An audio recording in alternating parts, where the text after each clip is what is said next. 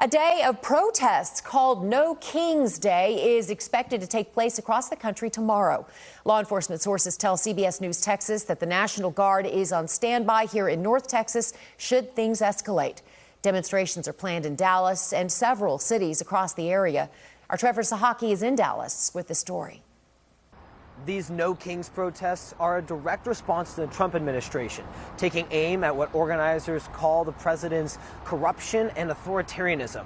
Governor Greg Abbott also announced that he is deploying at least 5,000 Texas National Guard troops and 2,000 Texas DPS troopers across the state in preparation for tomorrow. Local law enforcement sources also tell us they are on standby around the Metroplex for whatever might happen tomorrow, just in case things get out of hand. The protests in DFW tomorrow coincide with others across the country and with President Trump's birthday and the U.S. Army's anniversary parade in D.C. Multiple city leaders told CBS News Texas they support people expressing their First Amendment right, but urged peaceful protests. This all comes in the wake of anti-ice protests in large cities across the U.S. The protest in Dallas was largely peaceful until a protester struck a police car with a brick and was arrested. That caused things to escalate, and the protest was deemed an unlawful assembly.